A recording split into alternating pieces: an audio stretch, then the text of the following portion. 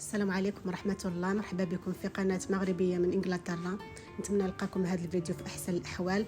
اليوم إن شاء الله غادي نحضر معكم شهيوة بسيطة وسهلة وسريعة في التحضير، لسيجار معمرين بمجموعة ديال الخضر صحيين. نتمنى أنكم تجربوا هذه الطريقة، أكيد غادي تنال الإعجاب ديالكم.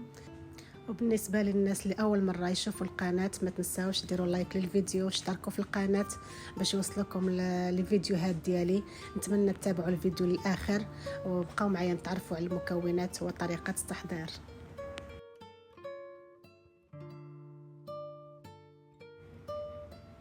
في البدايه غادي نوضعوا مقلاة على نار هادئه الى متوسطه، نوضعوا فيها كميه من الكفته. بالنسبة للكفتة ممكن نستعملوا ديال الدجاج أو ديال اللحم الأحمر على حسب اللي متوفر عندنا. وبالنسبة للكمية أنا استعملت نصف كيلو، ممكن نستعملوا الكمية اللي بغينا على حسب العدد ديال لي سيجار اللي حنا محتاجين. نحاولوا نقليو شوية الكفتة فوق نار متوسطة، نضيفوا عليها واحد زلافه ديال البر مقطع او الكرات. هذا البصل هذا تيجي رائع مع الكفته. نحركه مزيان حتى يدبل لنا البصل. من بعد غادي نضيفوا عليه واحد جوج ديال الجزرات كبار مبشورين ونخلطوا مزيان.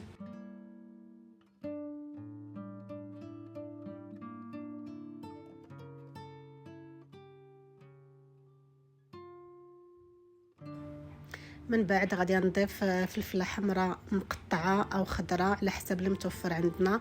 انايا قطعت نصف حبه خضراء ونصف حبه حمراء. من بعد غادي نضيف حبه ديال القرعه خضراء اللي بشرناها بهذه الطريقه هذه، كيف ما نفس الطريقه اللي عملنا الجزر. نحكوهم بالحكاكه الجهه اللي غليظه. ونضيفوا التوابل. بالنسبه للتوابل غادي ندير ملعقه صغيره كمون، ملعقه صغيره تحميره، ملعقه صغيره سكنجبير، ملعقه صغيره ابزار، ملعقه صغيره خرقوم، وملعقه صغيره ديال الزعتر، ومن طبيعه الحال الملح على حسب الرغبه. نخلطوا مزيان هاد المكونات حتى ينسجموا. نغطيو المقلاة ديالنا ونخليوها طيب تقريبا واحد نصف ساعه، ونعاودوا نرجعوا من جديد. من بعد ما مرات 30 دقيقة هذا هو الشكل ديال الخليط ديالنا.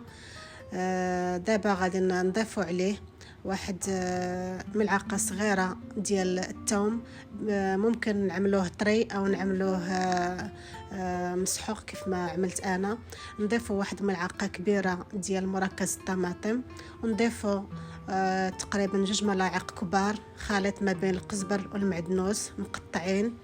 نخلطوا مزيان هاد المكونات حتى ينسجموا لنا هاد الخضر هادي.